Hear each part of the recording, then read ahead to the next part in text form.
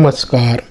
24 लोक व्यासपीठ 24 उडाणे वाचनालयात पुण्यश्लोक अहिल्यादेवी होळकर यांना नमन. तालुक्यातील उडाणे येथील राजमाता अहिल्याबाई होळकर सार्वजनिक वाचनालय उडाणे येथे पुण्यश्लोक अहिल्याबाई होळकर यांची जयंती मोठ्या उत्साहाने साजरी करण्यात आली. या निमित्त अहिल्याबाईच्या प्रतिमेस पुष्पहार अर्पण करून ग्रामस्थांच्या वतीने अभिवादन करण्यात आले. या कार्यक्रमाच्या अध्यक्षस्थानी वाचक तथा ग्रामपंचायत सदस्य तानाजी बागुल हे होते. प्रतिमेचे पूजन भादू हालोर यांच्या हस्ते करण्यात आले. या प्रसंगी वाचनालयाचे अध्यक्ष रोहिदास हाके यांनी अहिल्याबाई होळकर यांच्याविषयी माहिती सांगितली की अशी 1725 रोजी महाराष्ट्रातील अहिल्यानगर येथील चौंडी गावात त्यांचा जन्म झाला.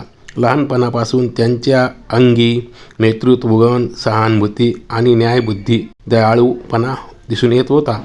ज्या काळात महिलांना घराबाहेर पडण्याचे देखील परवानगी नव्हती, त्या काळात अहिल्याबाईंच्या वडिलांनी त्यांना शिक्षणाची संधी प्राप्त करून दिली. केवळ 8 वर्षाच्या आत त्यांचा विवाह खंडेराव होळकर यांच्या सोबत झाला. पती आणि सासऱ्याच्या मृत्यूनंतर त्यांच्या स्वतः राज्याची सूत्रे हाती घेतली. त्यांनी न्याय, अर्थकारण, शेती, पाणीपुरवठा, मंदिर निर्मिती, धर्मकार यामध्ये उल्लेखनीय कार्य केलेले आहे.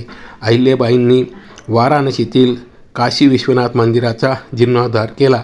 तसेच देशभरात अनेक घाट, मंदिरे, धर्मशाळा आणि विहिरी बांधल्या. अशा रीतीने त्यांच्या कार्याचा उजाळा रोहिदास हाके यांनी दिला. त्यानंतर त्यांनी सविस्तर माहिती विद्यार्थ्यांना, वाचकांना करून दिली. कार्यक्रमाला रघुनाथ शिंदे, रत्नाकर हाके, जगन्नाथ शिंदे, जिभाऊ मासोळे, दिनकर बागुल यांच्यासह गावातील अनेक वाचक आणि विद्यार्थी मोठ्या संख्येने उपस्थित होते.